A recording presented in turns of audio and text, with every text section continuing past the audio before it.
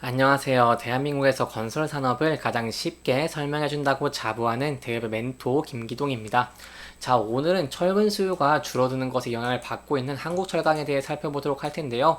구체적으로 철근 수요가 왜 줄어들고 있는지, 그리고 저희가 그럼에도 불구하고 좀 기대해 보시는 부분이 어떤 부분들이 있는지를 영상 속에서 자세하게 풀어보도록 할 테니까요.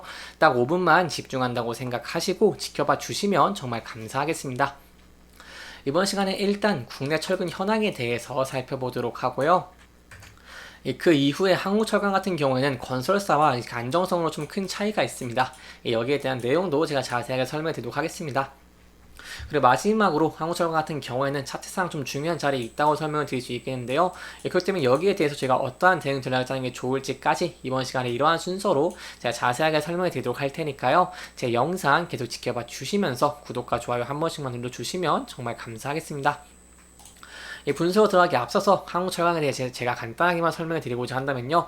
한국철강은 키스코홀딩스 그룹의 계열 청강업체이고요. 건설이나 조선에 사용되는 철강 등을 주요 제품으로 만듭니다. 생산, 판매하고 있고 철강 관련 매출의 90% 이상을 차지하고 있기 때문에 철강 관련 회사다 이렇게 좀 이해를 하시면 편하실 것 같습니다. 이 철강을 좀 보시려고 하면 철강에 대한 수요를 아셔야 되는데요. 여기에 대한 세부적인 내용을 좀 설명해 드리고자 한다면요.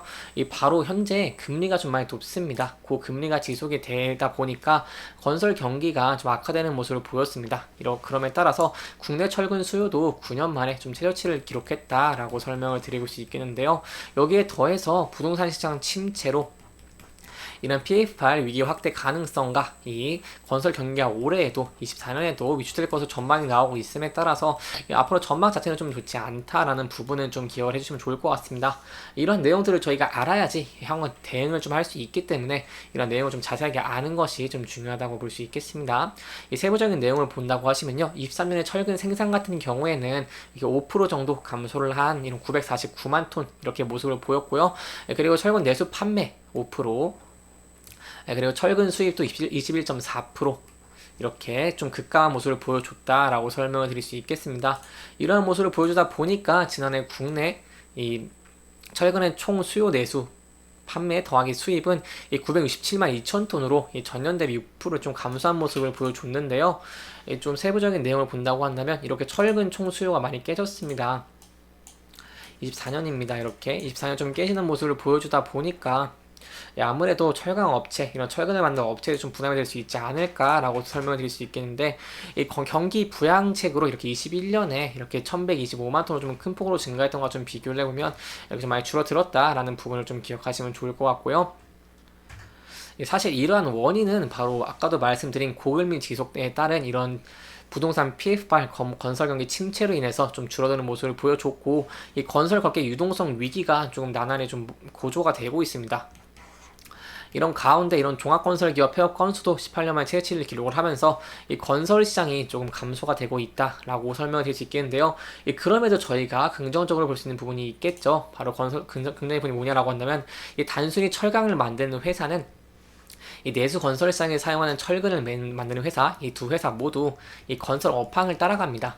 그렇기 때문에 현재 업황이 좋지 않기 때문에 좀 좋은 모습을 보이지 못했다라고 설명드릴 수 있겠는데, 그럼에도 건설사와 좀 큰 차이가 있다고 할 수 있겠습니다. 바로 앞서 말씀드린 안전성이라고 할 수 있겠는데요.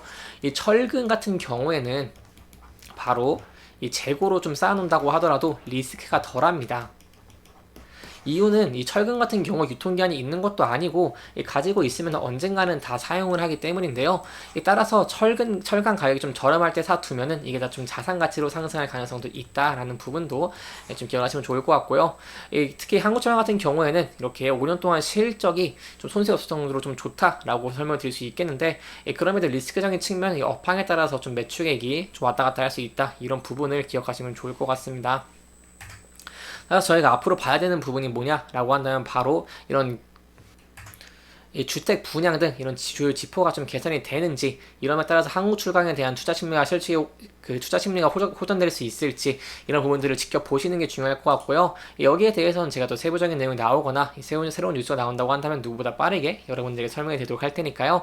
제 영상 계속 지켜봐 주시면서 구독과 좋아요 한 번씩만 눌러주시면 정말 감사하겠습니다. 또 긍정적으로 보시는 부분은 바로 이렇게 배당을 좀 많이 준다는 것입니다. 이렇게 현재 이렇게 주주가치 재고에 따라서 시장이 좀 관심을 가지고 있는 모습을 보여주고 있습니다.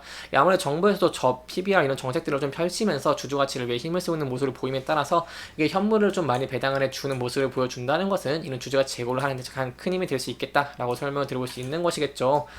그러면 여기 건설 수주 이런 것도 좀 줄어들고 있지만 저희가 이런 착공 사이클을 본다고 한다면 향후 24년은 좀 줄어들 것으로 보이고 있지만 25년 같은 경우 25년 6년도 좀 회복될 것으로 좀 기대를 해보고 있기 때문에 저희가 앞으로 착공 사이클이 또 회복될 수 있을지 이런 부분들도 함께 지켜보시는 게 중요할 것 같습니다.